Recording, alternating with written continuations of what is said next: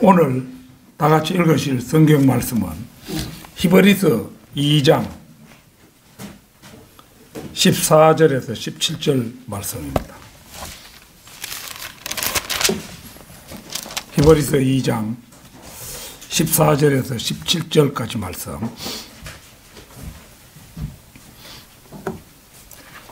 다 찾으신 줄 알고 받들어 읽겠습니다. 자녀들이 피와 살에 참여하는 자인 것 같이 그 역시 같은 모양으로 동일한 것에 참여하신 것은 자신의 죽음을 통하여 죽음의 세력을 가진 자 곧 마귀를 멸망시키며 또 죽음을 두려워함으로 평생을 노예로 속박되어 있는 자들을 놓아주시려 함이니라. 이는 주께서 진실로 천사들의 본성을 입지 않으시고 아브라함의 씨를 입으셨음이라. 그러므로 그가 모든 일에 마땅히 자기 형제들과 같이 되셔야 했으니 이는 하나님과 관련된 일들에 자비롭고 신실한 대제사장이 되셔서 백성의 죄들을 위해 화해를 이루려 하심이라. 예수님은 왜 피와 살에 참여하셨나? 예수님은 왜 피와 살에 참여하셨나? 이런 제목으로 말씀을 드리겠습니다. 히브리서의 오늘 본문 말씀 부분은 예수 그리스도의 인성을 설명하신 가장 위대한 구절 가운데 하나입니다. 하나님께서는 아담에게 땅을 유업으로 주셨습니다. 그런데 아담은 땅을 유업으로 받는 일에 범죄함으로 실패하고 말았습니다. 그러자 예수님께서는 잃어버린 땅을 되찾기 위해서 둘째 아담이 되셔서 아담처럼 인간의 모습을 입고 세상에 오셨습니다. 따라서 예수님을 가리켜 인자라고 부를 때는 그분의 왕 되심이 강조됩니다. 그러나 예수님께서는 왕이 되시기 이전에 먼저 인간으로 오셔서 죽으셔야 했습니다. 아담이 죄로 말미암아 죽었기 때문에 그분이 아담처럼 땅을 유업으로 차지하자면 그분 역시 아담처럼 죽으셔야 했던 것입니다. 그렇게 함으로써 아담이 잃어버린 땅을 회복하기 위해서는 아담이 실패했던 것을 먼저 회복해야 했습니다. 로마서 5장 18절 19절 찾겠습니다.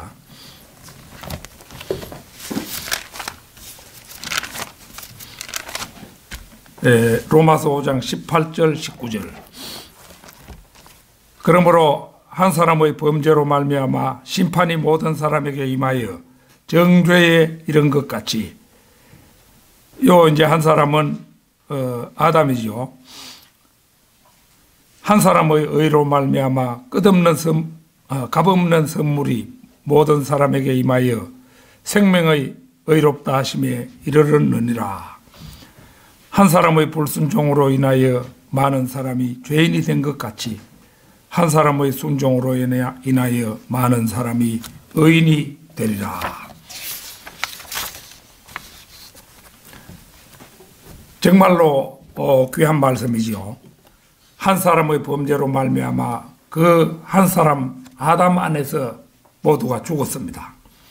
그런데 아담의 입장으로 죽으신 그분 예수 그리스도로 말미암아 모든 사람은 살 수 있는 길이 열렸습니다. 그러므로 인자라는 말로 그분의 인성을 다룰 때 우리는 그분의 왕 되심을 말하기 전에 그분의 고난과 죽음과 대속을 말하게 되는 것입니다. 예수님은 왜 피와 살에 참여하셨나? 첫째는 죽음의 권세를 잡은 마귀를 멸망시키기 위해서입니다. 피와 살은 인성을 나타내는 말입니다. 부활하신 예수님께서는 피가 없으셨습니다. 그러나 예수님이 인간이 되실 때 자녀들과 똑같이 피와 살을 입고 세상에 오셨습니다. 그 까닭은 죽음의 권세를 잡은 마귀를 멸망시키기 위함입니다. 누가복음 24장 39, 40절을 찾겠습니다. 누가복음 24장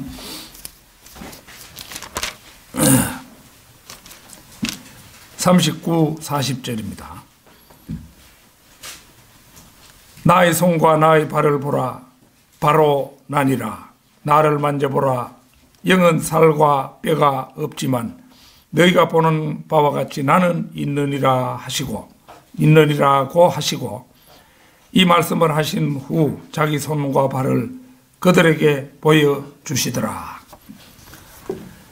여기를 보면 예수님께서는 부활하신 자신의 몸을 언급하실 때 살과 뼈만 말씀하셨지 피는 언급하지 않으셨습니다. 이 피가 없이 살과 뼈로만 구성되어 있는 몸은 아담이 선과 악의 지식의 나무의 열매를 먹고 타락하기 전의 몸 상태였습니다. 즉 아담과 이브는 타락하기 이전 몸의 상태는 살과 뼈로 이루어진 몸이었습니다.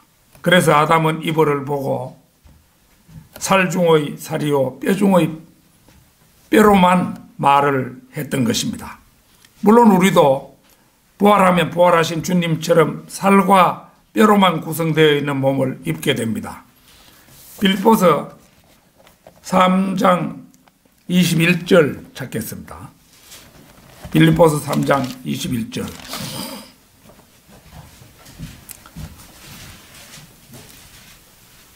그가 만물을 자신에게 복종시키는 그 능력의 역사로 인하여 우리의 천한 몸을 그분의 영광스러운 몸같이 변모시키시리라.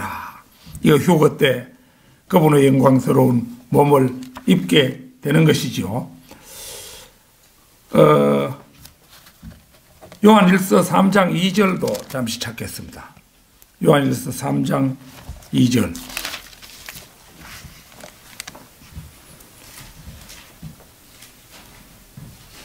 사랑하는 자들아, 이제는 우리가 하나님의 아들들이라. 우리가 어떻게 될 것인지는 아직 나타나지 아니하였으나 그가 나타나시면 우리가 그와 같이, 그 예수님과 같이 되리라는 것을 아노니 이는 우리가 그분 그대로, 그분의 33살 반의 그대로 그분을 볼 것이기 때문이라.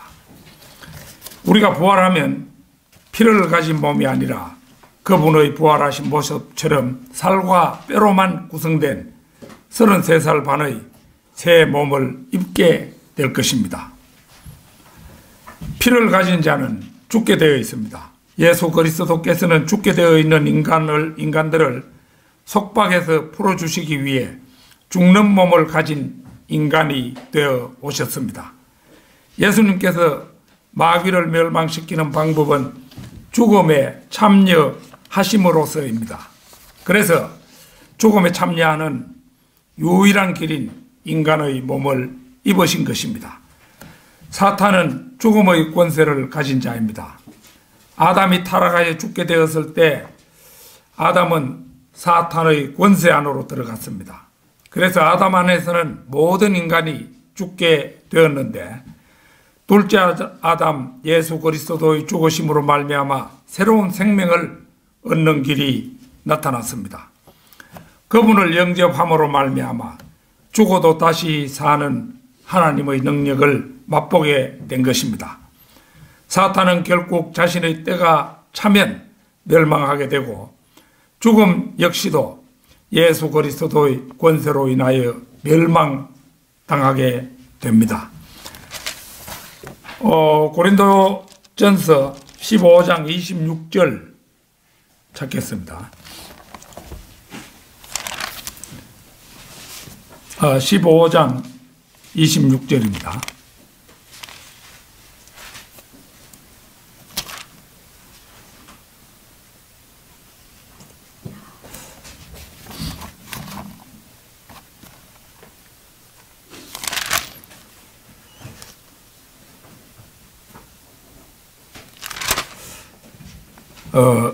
이게 뭐 성경 말씀이 틀리는 건데요.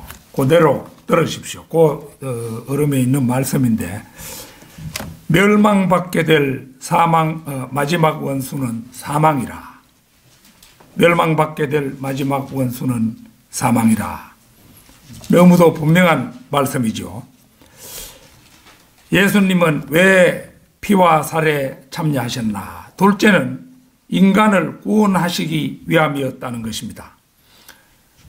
또 죽음을 두려워함으로 평생을 노예로 속박되어 있는 자들을 놓아주시려 함이니라. 보는 것처럼 예수님께서 피와 살에 참여하신 이유는 죽게 된 인간을 구원하기 위함이었음이 이 말씀에 고스란히 나타나 있습니다. 예수님께서는 마귀를 멸망시킬 뿐 아니라 죽음을 두려워함으로 평생을 노예로 속박되어 있는 인간을 풀어주셨습니다. 모든 사람은 죽음을 두려워합니다. 더욱이 구약 성도들은 죽음을 두려워했습니다. 왜냐하면 하나님께서 그들을 받으신다는 구원의 영원한 안전 보장이 그들에게는 없었기 때문입니다. 확실한 자비를 받은 다윗마저도 죽음을 두려워했습니다. 그래서 그는 성령께서 떠나갈 것을 두려워했습니다. 시편 51편 11절 보겠습니다. 시편 51편 11절.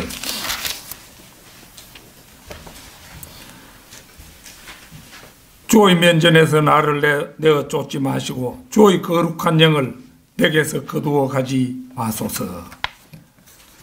구약시대의 성령님은 인간 속에 들어오셔도 언제든지 떠나가실 수 있었습니다. 그 좋은 예로 사울 왕에게는 한때 성령이 그의 안에 거했으나 그가 죄를 범하자 그를 떠나셨습니다. 대신 악령이 그의 안에 들어와 다윗이 그의 곁에 서서 악기를 연주해야 할 만큼 그의 혼은 불안정하였습니다. 그러나 다윗에게는 성령이 평생 그와 함께 하셨습니다. 그러나 십자가 이후에는 상황이 바뀌었습니다. 신약시대에는 구원을 받을 때 한 번 들어오신 성령님은 한평생 사람과 함께 거하십니다. 그리스도인은 죽은 다음에 자신이 어디에 가게 되는지 압니다. 그러므로 그리스도인은 이 일로 인해 전혀 두려워할 필요가 없습니다. 요한일서 4장 17절 18절 잠시 찾겠습니다. 요한일서 4장 17절 18절 말씀입니다. 이렇게 우리의 사랑이 온전해졌나니 이는 우리로 심판날의 담대함을 가지게 하려는 것이라. 이는 그분이 그러하심과 같이 우리도 이 세상에서 그러하기 때문이니라. 사랑 안에는 두려움이 없나니 온전한 사랑은 두려움을 쫓아내느니라. 이는 두려움에는 고통이 있음이라. 두려워하는 자는 사랑 안에서 온전해지지 못하였느니라. 이 말씀은 보는 것처럼 최후의 심판을 두려워하지 않는 온전한 사랑에 대하여 강조하는 말씀입니다. 우리는 죄를 처리하신 분이 계시기 때문에 두려워하지 않습니다. 우리는 사탄 루시퍼를 심판하실 분을 모시고 있기에 두려워하지 않는 것입니다. 우리는 죽은 다음에 즉시로 전능하신 분의 임재 앞으로 가게 됩니다. 그래서 우리는 더 이상 죽음의 속박에 놓여 있지 않습니다. 우리는 자유롭습니다. 비록 우리가 이 세상을 살면서 많은 문제와 고난을 당할지라도 결코 죽음만은 두려워하지 않습니다. 왜냐하면 우리의 구주께서 죽음을 이기셨기 때문입니다. 고린도전서 15장 55절에서 58절을 찾겠습니다.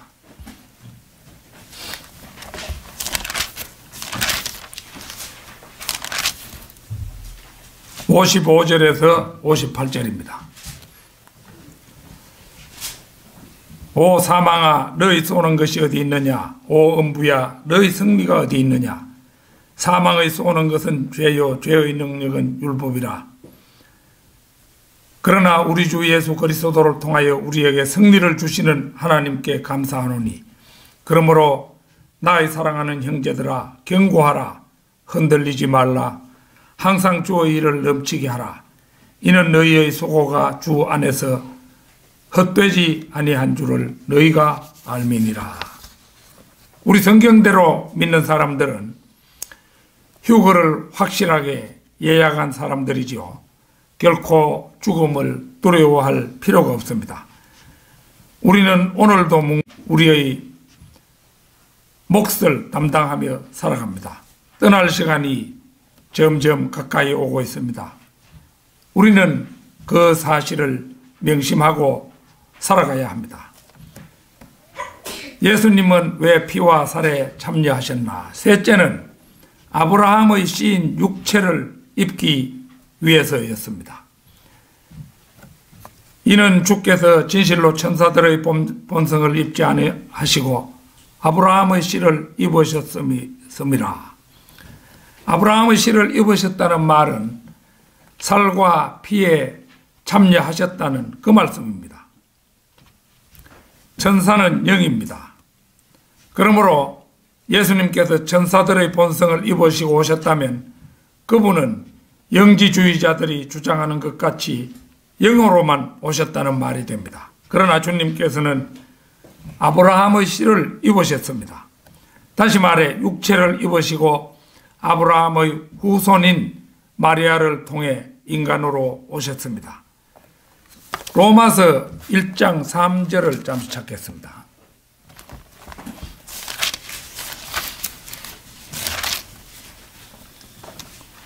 로마서 1장 3절입니다. 이 복음은 그의 아들 예수 그리스도 우리 주에 관한 것으로 그는 육신으로는 다윗의 씨에서 나셨으며, 여기를 보면 예수 그리스도께서는 다윗의 씨이기도 하시죠. 이것은 육체를 따라서만 그렇다는 말입니다. 그분의 진정한 씨는 하나님의 씨입니다. 그래서 사도행전 4장 27절에서는 주의 거룩하신 아들 예수 이렇게 밝혀 놓으셨습니다. 예수님께서 아브라함의 씨를 입으셨다는 것은 바로 경건의 신비입니다. 디모데전서 3장 16절, 우리가 잘 아는 말씀이지만 찾아보겠습니다.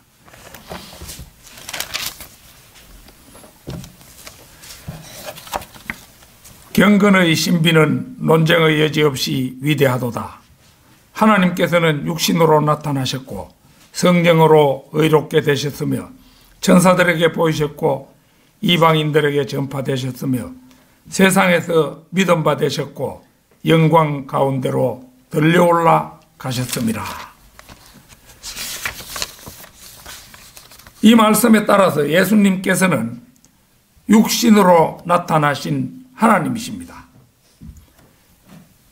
여호와의 증인들은 이 교리를 가리기 위해서 이 구절에서 하나님을 빼버리고 이제 그라는 대명사를 사용해서 그는 육신으로 나타나셨고로 그렇게 변개시켜 육신으로 나타나신 그분이 하나님이라는 사실을 믿지 못하게 합니다. 그러나 성경은 이 하나님께서 보존하신 성경은 분명히 그분이 육신으로 나타나신 하나님이라고 말씀하고 있습니다. 경건의 신비를 보면은 거기에 분명하게 경건의 신비는 논쟁의 여지 없이 위대하도다. 하나님께서는 육신으로 나타나셨고 하나님께서는 이렇게 분명하게 밝혀놨죠. 그런데 이 여호와의 증인 성경이라든지 우리나라의 개역 성경은 근원이라고 하나님을 근원 이렇게 변개시켜서 나타냈기 때문에 그러면 하나님께서는 육신으로 나타나셨고 이건 분명한 말씀이죠. 하나님께서 육신을 입고 세상에 오신 분이 예수 그리스도시다. 이게 확실한 전달이 되지만은 그는 육신으로 나타나셨고 혹은 나타난 바 되시고 이렇게 한다면은 그는 사탄이 될 수도 있고 반드시 하나님이라고 볼 수가 없는 것입니다. 그러니까 이게 그 한 단어만 변개해도 엄청난 차이를 가져오는 것이죠. 예수님은 왜 피와 살에 참여하셨나? 넷째는 모든 일에 자기 형제들과 같이 되기 위해서였다는 것입니다. 그가 모든 일에 자기 형제들과 같이 되셔야 했으니, 여기서 형제들이란 기본적으로 아브라함과 이삭과 야곱의 육체적인 후손인 히브리인들을 말합니다. 앞의 16절에서 예수님이 천사와 대조되는 모습으로 인간의 육체를 입으셨다고 설명하는 대목에서 특별히 아브라함의 씨를 강조했다는 것은 곧 창세기 12장과 17장에 있는 아브라함의 언약을 떠올리게 합니다. 아브라함의 씨는 갈라디아서에서 보듯이 영적으로는 예수 그리스도를 영접하는 사람들이 믿음으로 아브라함의 자손이 되지만 육신적으로는 여전히 유대인에게 한정됩니다. 하나님께서는 아브라함의 씨인 유대인들을 축복하는 자들을 복주시고 유대인들을 저주하는 자들을 저주하십니다. 이 창세기 12장의 그 하나님의 선언은 지금도 그대로 유효합니다. 우리가 평상시 생활할 때에도 항상 유대인들을 위해서 기도하고 예루살렘의 화평을 위해서 기도할 때 우리는 하나님께서 저주를 받지 않을 수가 있는 것입니다. 히틀러가 만약에 유대인을 우대했더라면 히틀러가 그렇게 허망하게 망하지는 않았겠지요. 그런데 그는 유대인을 멸망할 그런 조건을 갖춘 사람이었습니다. 그렇기 때문에 하나님으로부터 저주를 받은 것이죠. 유대인들은 아브라함에게 약속된 것처럼 팔레스타인 땅을 유업으로 받을 것이며 하나님은 그들과 영원한 언약을 맺어서 영원히 그들의 하나님이 되십니다. 그러므로 본문의 형제들은 1차적으로 육체를 따른 유대인들입니다. 예수님께서도 육체적으로는 이스라엘에서 나셨습니다.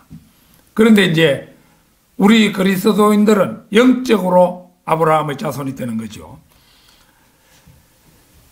그래서 형제들이란 이방인들을 포함합니다. 왜냐하면 본문의 문맥은 예수 그리스도께서 단순히 육체를 입으시고 오신 것을 말하는 부분이기 때문입니다. 본문은 예수님께서 화해를 이루려 하신다고 말합니다. 마태복음 1장 21절에서는 예수님께서 자신의 백성 곧 유대인을 그들의 죄에서 구원하러 오셨다고 말하고 있으나 요한복음 1장 12절에서는 영접하는 자는 누구든지 하나님의 아들이 된다고 말하고 있으며 고린도후서 5장 18절에서 21절에서는 모든 사람이 하나님과 화해하게 되었다고 말하고 있습니다. 따라서 형제들은 두 가지 의미를 갖습니다. 첫째는 유대인이요 둘째는 이방인을 포함한 모든 백성인 것입니다. 예수님은 왜 피와 살에 참여하셨나? 다섯째는 대제사장으로 하나님과 사람 사이의 화해를 이루기 위해서입니다. 이는 하나님과 관련된 일들에 자비롭고 신실한 대제사장이 되셔서 백성의 죄들을 위해 화해를 이루려 하심이라. 예수님께서는 자비롭고 신실한 대제사장이십니다. 제사장은 기본적으로 백성들의 죄를 용서하여 하나님과 화해하게 하는 직분을 가진 사람입니다. 예수님께서는 바로 이러한 일을 하셨는데 구약의 대제사장이 하지 못했던 완전한 구원을 이루신 것입니다. 화해라는 말은 적대관계에 있던 사람들이 그 적대관계를 청산하고 서로 관계가 호전된 것을 말합니다. 하나님께서는 죄인인 우리를 향한 진노를 돌이키시고 우리를 하나님의 아들들로 받아주셨습니다. 예수님께서 중보자가 되셔서 우리를 구원하신 것입니다. 우리가 구원받았다는 사실은 곧 거룩하신 하나님과 죄인이었던 우리 사이에 화해가 예수님을 통해서 화해가 이루어졌다는 그런 의미지요. 이 화해의 상태를 나타내는 용어들이 여러 개 있습니다. 구원, 구속, 중생, 전가. 우리의 죄가 예수님께 전가되었다. 예수님께로 옮겨졌다 이 말이죠. 의롭게 됨. 우리는 예수 그리스도의 피로 의롭게 되었죠. 화목제물. 예수님께서 우리를 위해서 화목제물이 되셨지요. 양자됨. 우리가 이제 예수님의 그 거룩한 희생으로 해서 우리가 하나님의 양자가 된 것이죠. 거룩하게 됨. 우리가 예수님으로 말미암아서 거룩한 백성이 된 거죠. 그리고 화해. 이런 등등의 단어들이 바로 그 화해를 나타내는 그런 단어 혹은 어구들입니다. 여러분은 이 9가지의 단어 또는 어구를 하나하나 음미하며 묵상해 보십시오. 저는 이제 새벽에 이 설교를 미처 마무리하지 못해서 온 새벽에 마지막으로 마무리하면서 이 9가지 그 어구들을 하나하나 묵상해 보았어요. 하나하나 묵상해 보니까 더없이 가슴이 뜨거워지는 그런 경험을 했습니다.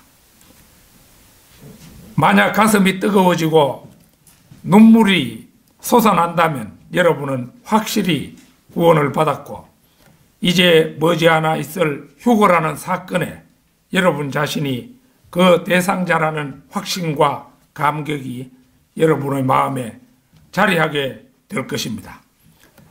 결론적으로 예수 그리스도께서 피와 살에 참여하신 것은 그분이 하나님과 우리 사이에 중보자가 되기 위해서였습니다. 그 일은 희생제물 없이 된 것이 아니라 자신을 희생제물로 하나님께 드리셨고 그 피를 하나님께서 받으심으로 말미암아 인간과 하나님 사이에 화해가 이루어진 것입니다. 예수님께서는 소나 말, 양이나 염소, 개나 고양이를 위해서 죽으신 것이 아닙니다. 그분은 오직 인간, 저와 여러분 같은 죄인을 위해서 죽으신 것입니다. 오늘 본문 말씀 가운데 17절 다시 한번 제가 읽겠습니다. 그러므로 모든 일에 마땅히 자기 형제들과 같이 되셔야 했으니 이는 하나님과 관련된 일들에 자비롭고 신실한 대제사장이 되셔서 백성의 죄들을 위해 화해를 이루려 하심이라. 자, 로마서 5장 10절도 한번 찾겠습니다. 로마서 5장 10절입니다.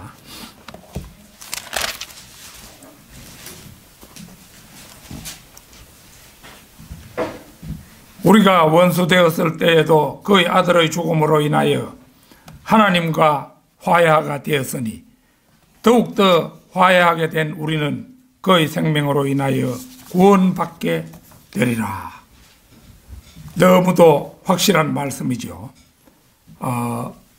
이 세상 사는 날 동안 주님께서 화해를 담당하셔서 그 구속제물이 되시고 모든 것이 되셨다는 것을 명심하면서 이 마지막 시대를 살아가는 여러분이 되시기를 바랍니다. 다 같이 기도드리겠습니다.